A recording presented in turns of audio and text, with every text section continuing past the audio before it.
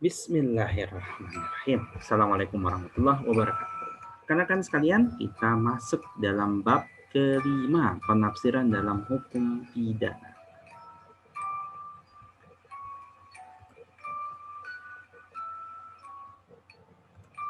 Kita bicara tentang penafsiran, interpretasi. Kenapa sih muncul interpretasi? Udah ada tuh aturannya. Nah, coba kita tengok.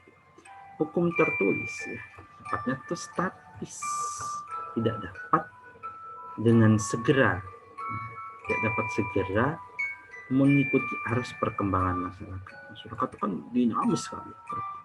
Ya, kemudian ada COVID, itu berubah tuh. Relatif ada penyesuaian new normal, gaya hidup yang baru misalnya. Nilai ini dapat ya, berkembangnya masyarakat berarti berubahnya hal yang dianut, nilai-nilainya, misalnya nilai keadilan masyarakat dan sebagainya. Hukum tertulis itu kelemahannya dia kaku, tidak mudah diikuti perkembangan majunya masyarakat. Maka hukumnya resikonya ketinggalan. Untuk mengikuti perkembangan itu, acap kali praktik hukum menggunakan suatu penafsiran. Ketika hukum tertulis dibentuk, terdapat suatu hal yang tidak diatur karena tidak menjadi perhatian. Nah, saat itu nggak kepikiran gitu. Namun setelah undang-undang dibentuk, jalankan barulah muncul persoalan mengenai hal yang tidak diatur tadi. Untuk memenuhi kebutuhan hukum dan mengisi kosongan norma-norma semacam ini dalam keadaan yang mendesak, dapat menggunakan penafsiran. Gitu ya. Lalu misalnya keterangan yang menjelaskan arti beberapa istilah dalam undang-undang sendiri tidak mungkin memuat seluruh istilah, kata-kata penting. Definisi itu kan kelemahannya kadang nggak mencakup semuanya. Coba kita lihat di sini kan meja. Meja itu yang gimana? Bingung tuh. Ya meja yang gitu Pak. Pokoknya meja lah. Ya bingung lah. Punya ada kaki-kakinya tuh. Oh, standar 4. Nah, kalau ada meja yang kaki-kakinya itu cuma 1 gimana?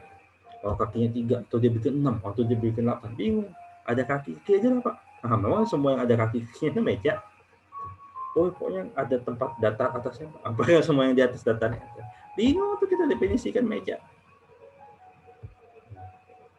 Begitu juga ketika mendefinisikan sesuatu itu kadang ada yang kelewat. Maka pembentuk undang-undang memberikan penjelasan hanyalah istilah-istilah unsur yang benar-benar ketika undang-undang itu dibentuk dan dianggap penting sesuai dengan maksud dari bentuknya norma tersebut.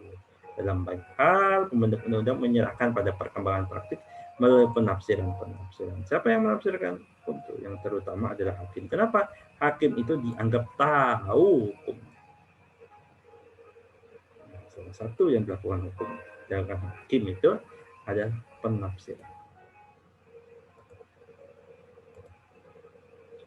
Acap kali norma dirumuskan secara singkat,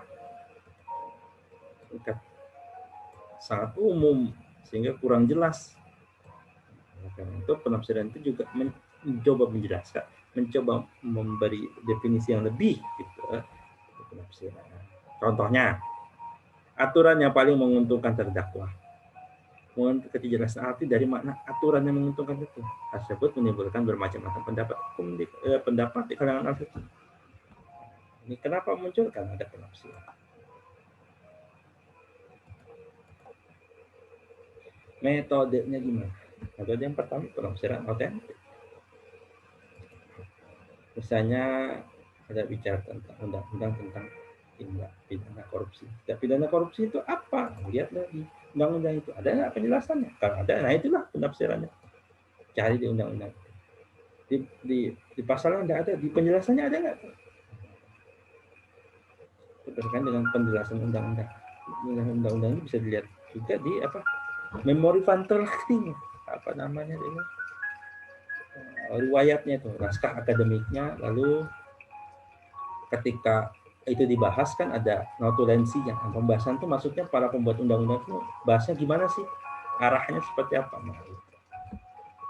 Lalu ada juga penafsiran jurisprudensi misalnya hakim di pengadilan itu mengikuti jurisprudensi yang sudah ada, putusan yang sebelumnya telah berlaku di Indonesia di Mahkamah Agung misalnya. Oh, menurut Abu-abu itu begini. Juga ada doktrin. Siapa nih? Ini para ahli. Oh, menurut Prof. Dikno, oh, menurut Prof. Yatno, oh, menurut Prof. Edi, OS Yarid, misalnya. Ya. Nah, doktrin ini tinggal bisa macam-macam. Ada bahasa, ada logis, penulisan sistematis, historis, teleologis, pembalikan, pembatasan, perluasan, analogi, ya sebagainya. Nanti lihat di materi nanti diberikan ya, yang dibaca. Kalau saya jelaskan ini jadi panjang banget videonya. Saya kira begitu. Di video ini coba merangkai saja, merangkum video-video dalam akun saya ini, coba merangkum apa sih yang dipelajari gitu. Nanti oh dari sini kita oh itu saya akan coba cari penafsiran historis itu gimana. Jadi di teks. Karena kadang ada mahasiswa itu baca langsung di textbook itu bingung ya, aduh ini gimana sih. Nah, saya coba beri gambaran, berikan cuplikan seperti itu. Semoga bermanfaat. Kalau ada yang diskusikan, sampaikan di kolom komentar. Terima kasih. Assalamualaikum warahmatullahi wabarakatuh.